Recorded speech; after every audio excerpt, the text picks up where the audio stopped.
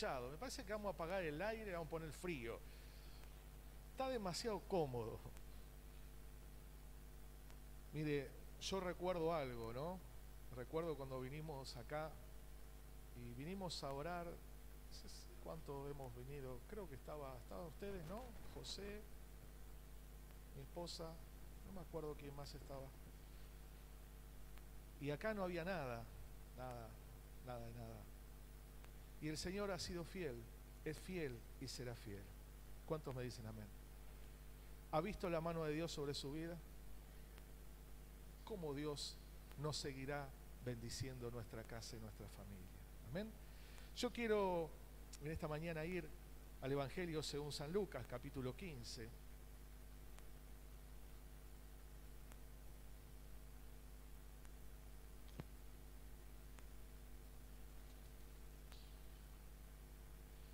El versículo 11, y vamos a hablar del hijo pródigo, ¿no? Y usted cuando va al capítulo 15, usted va a encontrar tres hermosas parábolas. La parábola de la oveja perdida, la parábola de la moneda perdida y la parábola del hijo pródigo. Usted va a ver que tres situaciones distintas donde algo se perdió. En un momento algo se perdió una ovejita, se perdió la moneda y se perdió un hijo. Nosotros podemos darle el valor que querramos. Usted me va a decir, pastor, no va a comparar la pérdida de un hijo con la pérdida de una moneda o la pérdida de una oveja. Yo creo que son tres casos muy puntuales y muy personales, donde cada una de estas tres personas ocurrió algo en su corazón, y es la misericordia y es la desesperación por lo que han perdido. Usted ve allí la oveja perdida, y para un pastor perder una oveja es algo tremendo. Y si usted lo habla en un pastor de ovejas comunes, ¿no? La que hacen esas que andan con lana. Pero muchas veces cuando un pastor pierde una oveja en el rebaño del Señor, en la iglesia, yo no sé hoy en día, pero para mí es tremendo. Causa dolor, causa tristeza, causa angustia. Y uno se comienza a reevaluar, ¿no? El pastorado, qué hice o qué no hice, por lo cual esta persona se fue quizás al mundo. Otras personas que van a otras iglesias, bueno, uno no está contento, pero uno dice, por lo menos está en el camino del Señor. ¿Cuántos me dicen amén? Pero aquellos que muchas veces se van para otros caminos totalmente diferentes. Cuando vemos la moneda perdida, ¿no? Uno hoy en día la moneda no tiene valor, pero ¿cuántas veces perdemos algo y para esa persona que perdió la moneda tenía mucho valor? Y quizás nosotros no hemos perdido una moneda, pero hemos perdido la paz, hemos perdido los sueños, la esperanza. Quizás perdimos, no sé, un ser querido, un familiar. Y es ahí donde uno comienza a darle valor. Yo les decía el día viernes, ¿no es cierto? Y hablamos sobre la protección, la cobertura. Y quizás cuando mis padres estaban vivos, ¿no? Uno ya los tiene, hasta dice, ¡ay, qué hinchas que son!, ¿no? ¿Cuántos le han dicho al papá sí o a la mamá? ¿Le han dicho? ¡Ay, somos dos, nomás tres! ¡Ay, qué pesado! Yo me acuerdo que era jovencito hace poco tiempo. Y yo trabajaba y estudiaba. Me levantaba a las 5 de la mañana y estudiaba de noche. Y llegaba a mi casa a 11:30, 12 de la noche. Y yo llegaba, no sabía si llegaba o me iba, no sé. Y mi mamá, como toda mamá, ¿cuántas mamás hay así pesadas como collar de sandía? ¿Sí? Y mi mamá, por más que yo les cuento, pero esto es un secreto, esto no lo vas a divulgar por ningún lado. Yo tenía 21, 22 años y bueno, en esa época me levantaba a la mañana y cuando en el invierno sacaba los pies para afuera, venía mi mamá y me ponía las medias. No haga esas cosas. Soy el más chico de los 3 hermanos, así que el más mimado, el más pegote. Y bueno, y esas cosas así tan lindas, ¿no? Que tengo esos recuerdos. Y por más que hayan pasado años, yo le decía, voy a cumplir 56 años, es decir, en octubre el pastor cumpleaños. ¡Ting! La campanita. Suscríbase. Suscríbase ahí, ¿sí? Y voy a cumplir 56 años y yo todavía sigo necesitando a mi viejo y a mi hija, ¿no? Y ya, bueno, partieron con el Señor, gloria a Dios y todo lo demás, ¿no? Pero yo los sigo necesitando. Y pasa el tiempo y uno sigue necesitando a los padres. Y yo recuerdo a mi mamá, ¿no es cierto? Decir, cómo todavía era grande mi mamá y siempre pensaba en su papá y su mamá, ¿no? Que habían partido. Digo, ay, qué cosa, cómo tan grande uno sigue añorando, queriendo, ¿no? Cosas que se perdieron, que uno les da, hoy en día quizás les das más valor. No hay más valor que uno le dé a las cosas cuando las pierde. Parece ser que cuando las tenemos delante nuestro como que no las disfrutamos, ¿no? Pero cuando uno las pierde, ahí comenzamos a darle el valor. Y aquí en estas 3 parábolas es el valor que el Señor le da a las vidas. Y un amor entrañable de un Dios todopoderoso frente quizás a nuestras vidas que a veces perdemos cosas. Perdemos la comunión, perdemos la paz, perdemos los sueños, perdemos la esperanza, perdemos la capacidad de esa inocencia de decir, Dios hará un milagro. Y esas cosas que se pierden, Dios quiere que las volvamos a recuperar, dígame un fuerte amén. Y que podamos entender, yo lo animo a usted que lea las otras 2 parábolas. Y el Señor quiere que como hijos, como iglesia, como partes del cuerpo del Señor Jesucristo, podamos volver a soñar y a volver a tener esa inocencia de que nuestro Padre, Dios Todopoderoso, puede darnos aquellas cosas que muchas veces hemos despreciado y que muchas veces no hemos sido conscientes. Y aún quizás un ministerio, el llamado, el estar trabajando para Dios, y uno dice, ya pasó esto de mi vida, fue una etapa. ¿Usted cree que Dios solamente lo ha llamado para que sea salvo? Cada uno de los que están aquí, yo creo que son pruebas vivientes del Dios de poder. Cada uno de los que estamos aquí somos un milagro en el Señor. Y como ese milagro hay historias de vida de los que estamos aquí presentes. Y esas historias de vida a usted lo ha llevado a confiar más en Dios, a levantarse cuando se ha caído, a ser sano cuando estaba muchas veces con situaciones en el corazón, a volver a reponerse, a levantar la mirada, la cabeza, porque ¿a cuántos le han dado golpes la vida? ¿Cuántas cosas han venido sobre usted para destruirlo? ¿Cuántas situaciones han venido para apagar la fe y correrlo del camino del Señor? Pero cuando usted ve y se mira al espejo, aún se menosprecia, y usted cree que usted no está a la altura, usted está a la altura que Dios ha puesto sobre usted, porque usted es un milagro viviente. Yo soy un milagro viviente. Y el Señor quiere que le demos valor a esas pequeñas cosas, porque hay gente que está sufriendo, doliente, que no tiene esperanza. Hay gente que se quita la vida porque no sabe cómo seguir hacia adelante. Hay personas que están envueltas en la angustia, la tristeza, la depresión. Y usted sabe que a mí el Señor me sacó de la depresión, donde yo me acostaba y no quería levantarme. Y muchas veces estaba fuera de mi casa no sé lo que pasaba dentro mío, y para mí los días más tristes era el domingo. El domingo para mí, los domingos a la tarde, eran días pero tremendos, que no quería que estén. Y no era porque al otro día tenía que ir a trabajar, porque me gustaba. Ahora ya no. Estoy tan convertido que no me gusta trabajar. Me gustaba porque estaba allí en el trabajo y estaba bien, contento con los amigos, con los compañeros de trabajo. Después de ahí me iba a estudiar, venía a las 11:00 y pico de la noche, estaba 4 o 5 horas en mi casa nada más. y pedía los sábados trabajar, pedía muchas veces los domingos trabajar para no estar, para no quedarme. Pero Dios me sacó de eso, me levantó, me sanó, me dio una familia, me dio un hijo hermoso. Y esas cosas yo creo que tenemos que darle valor. ¿Cuántos me dicen amén? Por eso que estas parábolas nos hacen reflexionar de las cosas que hemos perdido. Mirá al que está al lado tuyo y decirle, ¿qué es lo que perdiste? Quizás perdimos la pasión por Dios. Quizás perdimos la fe de soñar. Quizás perdimos la esperanza.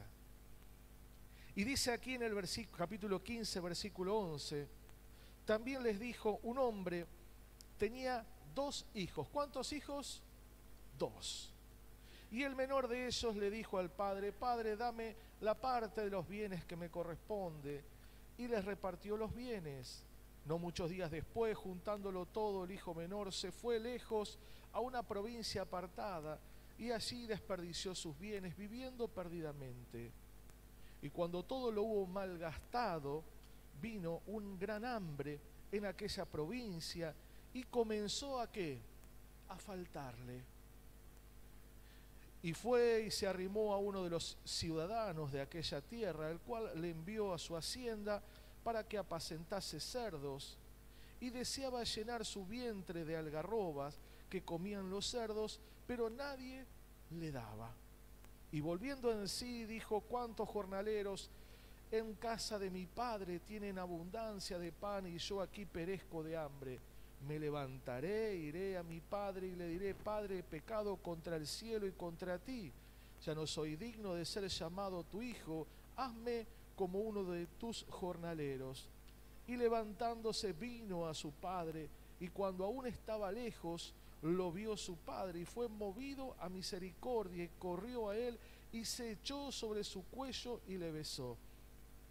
Y el hijo le dijo, Padre, he pecado contra el cielo y contra ti, ya no soy digno de ser llamado tu hijo. Pero el padre dijo a sus siervos, sacad el mejor vestido, vestirle y ponerle anillo en su mano y calzado en sus pies. Y comenzó la gran festichola. ¿A causa de qué? De la alegría de ese padre que su hijo había regresado. Yo puse en esta mañana aquí la historia de un joven que no valoró ni a su padre ni a su casa. Este joven podemos ver como él menospreció, ¿sí?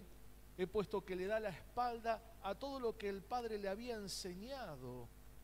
Imagínese el tiempo que había pasado ese papá enseñándole. Y podemos poner en paralelo nuestras vidas. El tiempo que el Espíritu Santo muchas veces le llevamos, que Él nos enseñe, que Él nos capacite, que nos dé las fuerzas.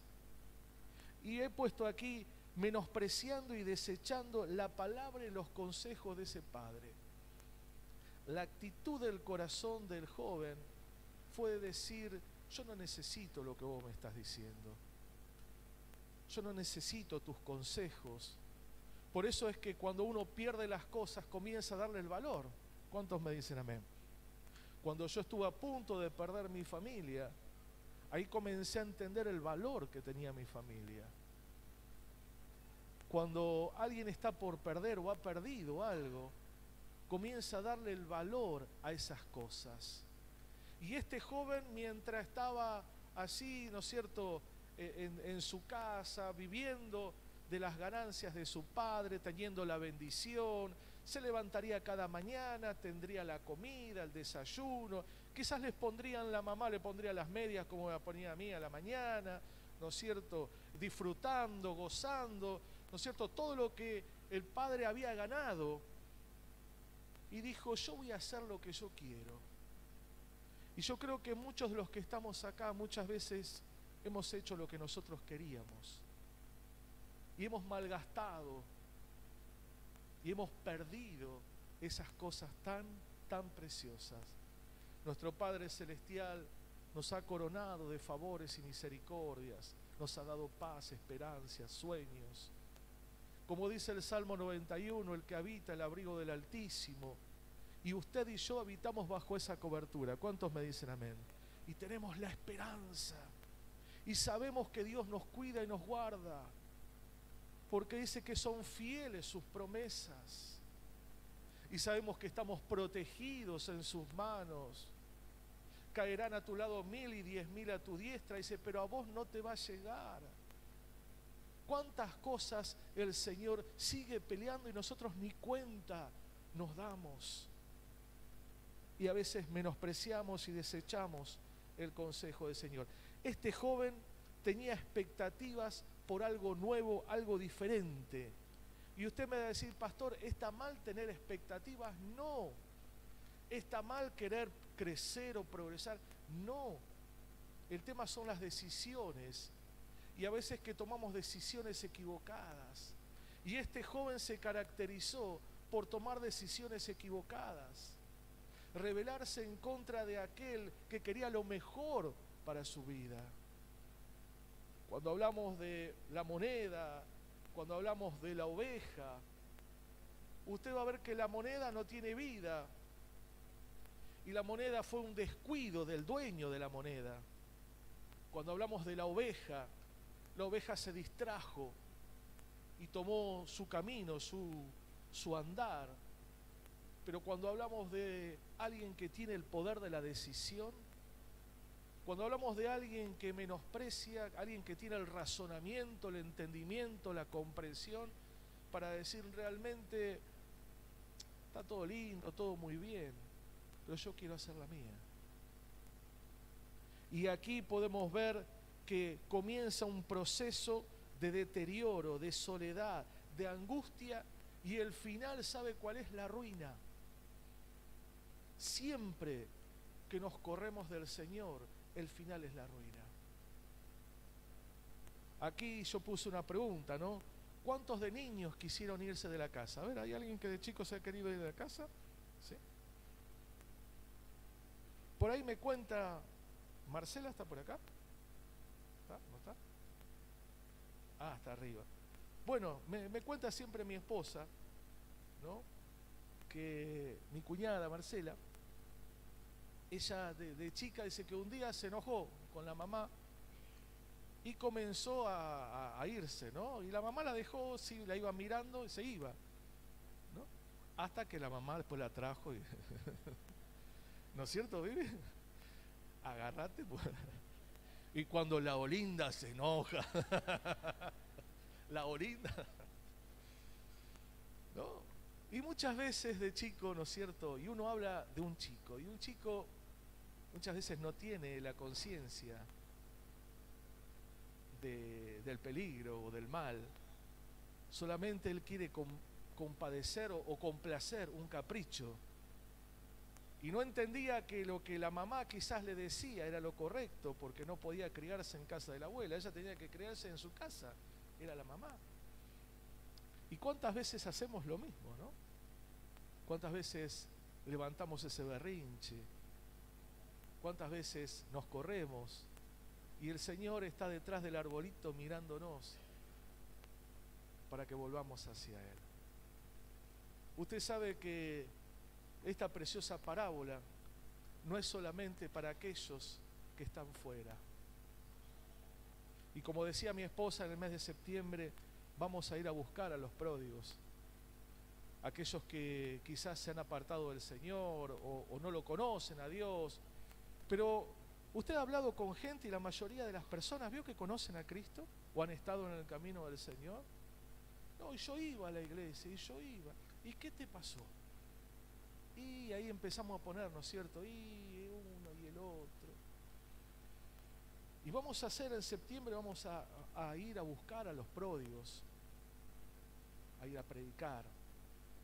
Pero usted sabe que muchas veces los pródigos somos nosotros, cuando menospreciamos el consejo de la palabra, cuando muchas veces decidimos rebelarnos en contra de Dios y queremos hacer la nuestra porque nos encaprichamos. Y el Señor sigue a esa puerta esperando que volvamos. Y he puesto aquí ¿Por qué toma la decisión, decirle al que está al lado tuyo, hoy vamos a predicar cortito? Todavía no empezamos, ¿eh? Ahora empezamos. ¿Fue a votar? Ah, muy bien. Somos un montón. Nos van a agarrar del consejo ahí. No, pero claro que sí. Vamos, antes de las 6 vamos a estar ahí. ¿Por qué toma la decisión? ¿Usted sabe a quién voy a votar? No le voy a decir. Yo voy a votar a Jesús. Jesucristo de Nazaret. ¿Por qué toma la decisión de irse de su casa? Puse primero por qué se fue, si era dueño de todo y lo tenía todo. ¿Usted no se hace esa pregunta? Si él era dueño de todo y tenía todo, ¿por qué se va? Acompáñame al libro de Gálatas, capítulo 4.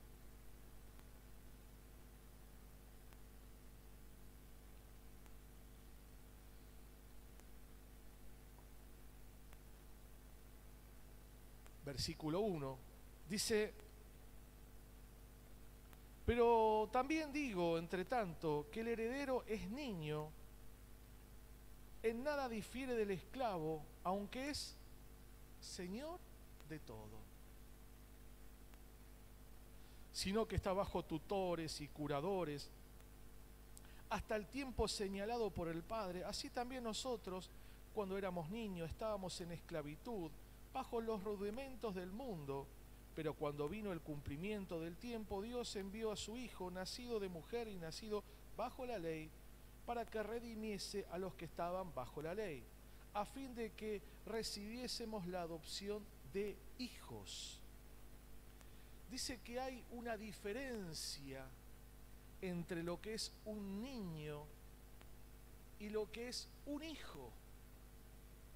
Yo recién les hablaba que aún nosotros de niños o de jóvenes tomamos malas decisiones porque no somos conscientes ni entendemos, y muchas veces nos sucede exactamente lo mismo en lo que es el camino del Señor. ¿Por qué nos encaprichamos? ¿Por qué juzgamos? ¿Por qué nos enojamos? ¿Por qué señalamos? O sea, hay un sinnúmero de preguntas de ese por qué. Y ese por qué es porque todavía soy un niño espiritual. Todavía no entiendo que yo ya no soy ese bebé, sino que soy un hijo. Y al ser hijo soy heredero, y al ser heredero soy coheredero de una gracia eterna. Entonces nos analizamos, ¿y quién no se ha enojado con situaciones? ¿Quién no ha dicho dentro del corazón, no, la verdad, yo no voy más? No, si ahí, bueno, y ahora encima te pierdes el sobrecito y no voy más, no voy más. Me enojo encima, me enojo. Soy un niño. Porque soy heredero de todo, pero realmente mis pensamientos son igual que cuando tenía 6 años o 7. Hay un proceso que se llama el proceso de la identidad. Cuando yo no sé quién soy, es seguro que tome malas decisiones. Cuando voy al hijo pródigo, ¿por qué toma esa decisión? Porque él era un niño, aunque era heredero de todo, él no entendía que todo le correspondía a él y quería experiencias nuevas. Entonces fíjese que ese proceso de identidad era el que le faltaba al hijo pródigo. Él no comprendía quién era. ¿Quién no se ha enojado con Dios cuando las cosas no suceden? ¿Quién no ha cuestionado a Dios? ¿Por qué está pasando esto? Y usted va a ver que en ese proceso es un proceso de falta de identidad en nosotros. Entonces cuando volvemos a esa compasión de ese padre, Y usted fíjese que dice que el padre fue movido a misericordia cuando el hijo volvió. Lo único que vio es que sus vestidos estaban rotos, que estaba sucio, que tenía hambre. Lo único que vio el padre es el dolor, la tristeza y la angustia de ese hijo. Y cada vez que volvemos al Señor, Dios lo único que ve son nuestros vestidos gastados y desgastados, porque queremos hacer la nuestra, porque pensamos que las actitudes o los pensamientos o lo que nosotros decidimos es lo mejor. Y el Señor siempre es movido a misericordia con su pueblo. ¿Cuántos me dicen amén? Y ese amor sigue estando vivo y latente, porque esa cruz sigue abierta. Y esperando que día tras día nosotros corramos para estar con Él. Esperando que día tras día podamos decirle: Padre, pequé contra el cielo y contra vos. La verdad que me equivoqué, le erré, fallé, le pifié, no sé, como teníamos uno en el trabajo, ¿no? Era un ingeniero. Y en el trabajo estábamos haciendo un ducto de barras, ¿no? Va del transformador, va de la entrada al transformador, ¿no? Unas barras así gruesas, ¿no? Entonces era medio cabeza dura ese ingeniero, ¿no? Entonces le habíamos puesto el epifié, porque eran unas barras que eran así gruesas, salían un montón de plata, y nos trazaba, y o sea, le decíamos que estaba mal, el trazado estaba mal. Entonces así nos hacía doblar las barras con prensa y con todo lo demás, y cada vez que salían mal las barras, él decía: uy, le pifié, agarren otra, uy, le pifié. ¿Y cuántas veces nosotros le pifiamos? ¿Cuántos me dicen amén? Por ser obstinado. Pero mira el que está al lado tuyo y decirle: qué bueno que me senté al lado tuyo. Vos no sos así. Amén. Un proceso de identidad. ¿Qué le pasaba al hijo pródigo? No sabía quién era. Mi pregunta es: ¿yo sé quién soy? Hermano, usted es un hijo, una hija de Dios. No hay nada que tu padre no pueda defenderte. Él pelea por vos y por mí. ¿Y por qué, Señor, lo que estoy precisando? Porque Él sabe los tiempos. No sé su hijo, pero mi hijo, gracias a Dios, nunca hizo... ¿Cuántos tuvieron hijos caprichosos? Así que se empacaron. ¿Se empacaron, sí? ¿Se empacaron en un kiosco?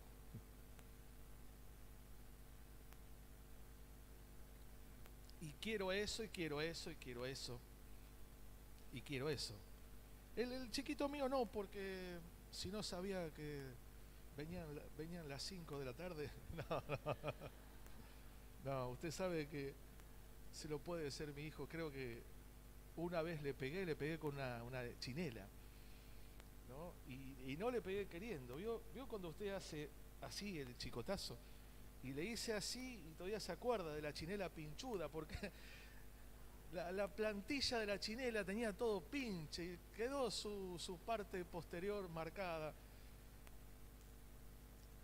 Pero a veces somos como esos niños caprichosos, ¿no? Quiero eso, quiero eso. Y usted sabe que si ese juguete primero que no,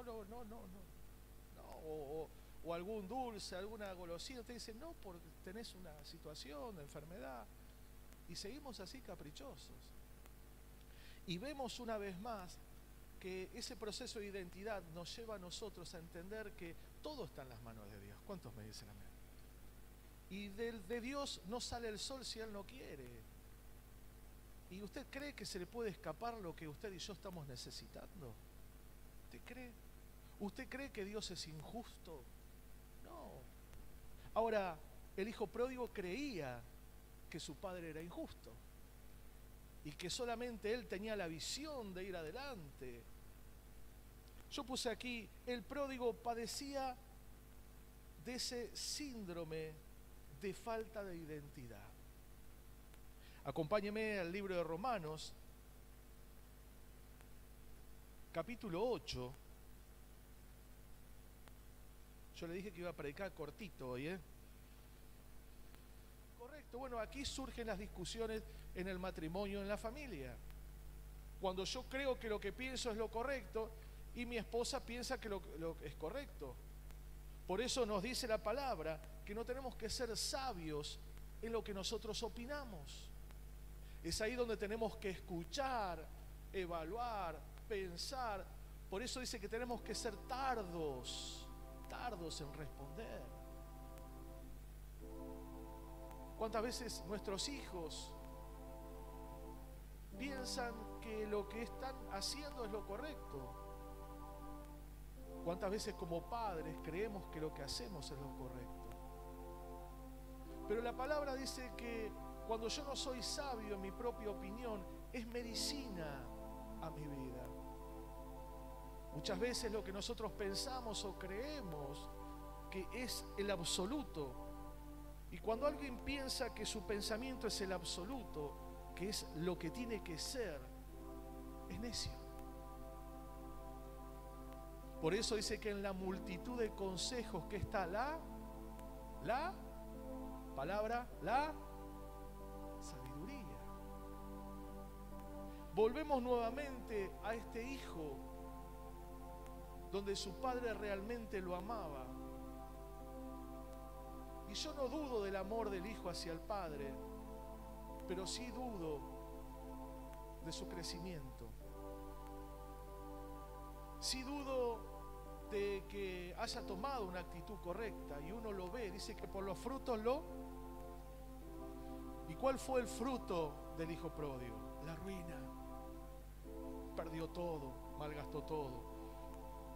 ¿Usted cree que Dios quiere la ruina para nosotros? ¿Usted cree que Dios quiere la ruina para su pueblo, para sus hijos?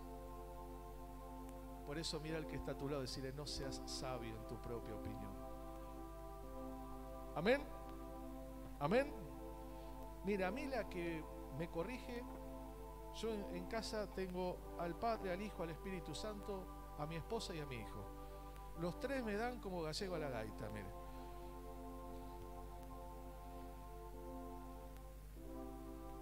Y uno a veces cree que tiene la razón, ¿no le pasa eso? Pero dice, pero fíjate, ¿y si la intención era otra? No, porque... Se ríe el Señor.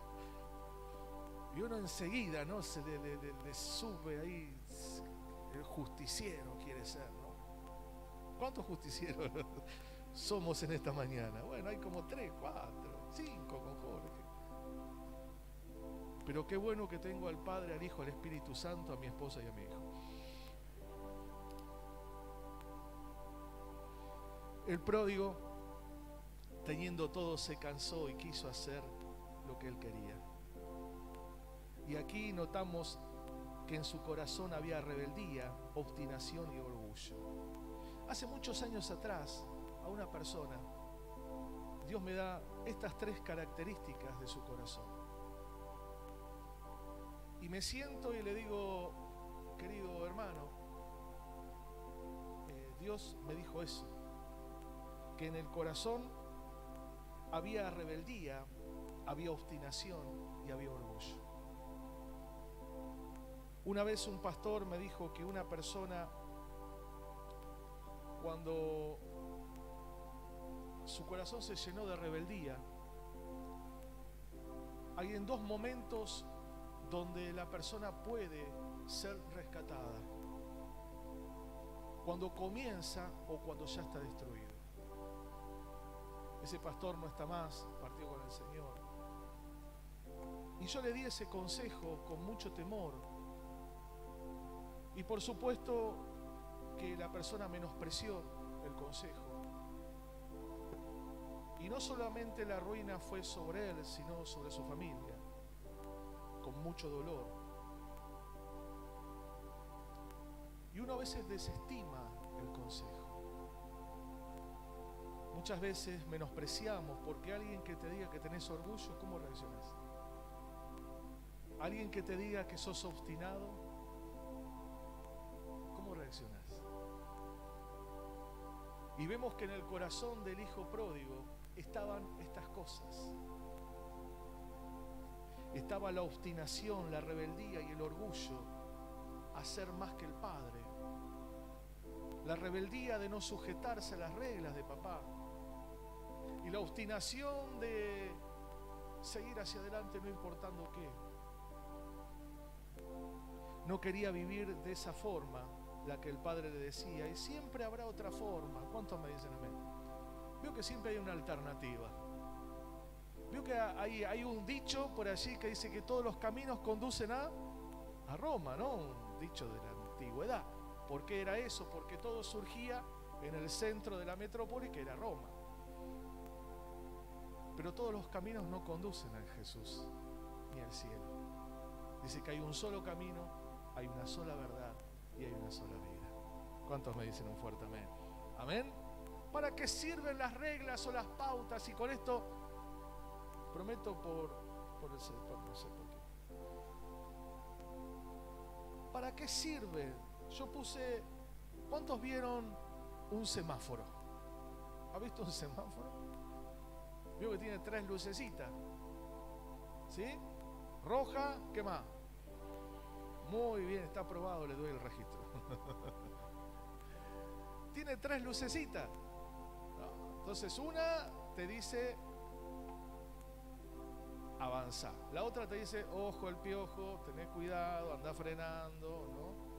Y otra te dice, pará, detenete. Ahora, ¿para qué están las reglas de tránsito? No parar delante de la bajada de los discapacitados, no parar delante de un hospital, ¿no es cierto? En la salida de un garage, ¿no es cierto? ¿Para qué están las reglas? Las reglas están para que no existan, ¿qué?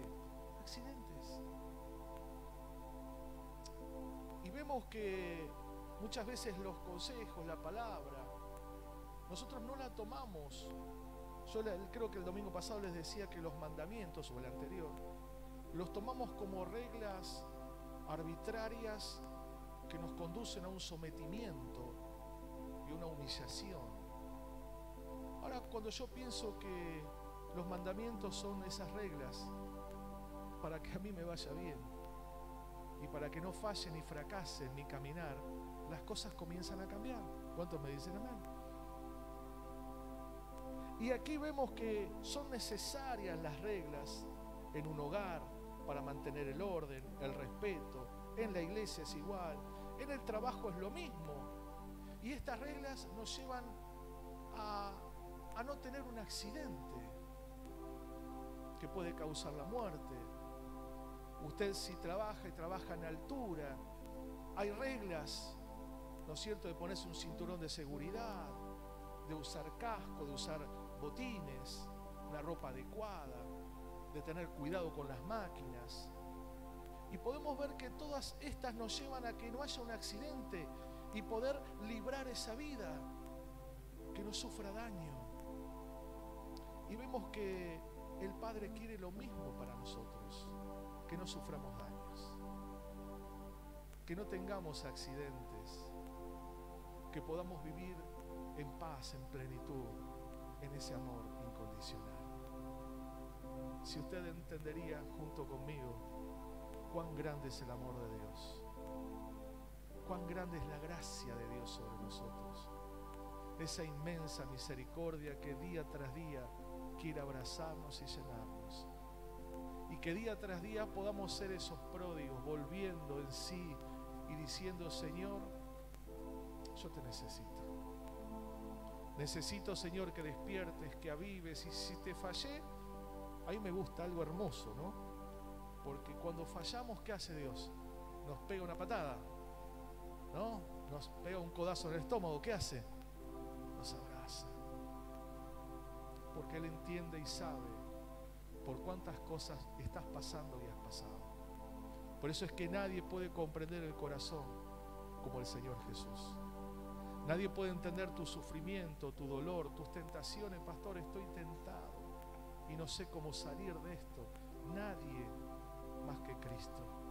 Tus fracasos, tus victorias, tus pocas o muchas fuerzas, solamente Cristo puede entender tu vida y la mía. Amén. Ponete de pie, por favor.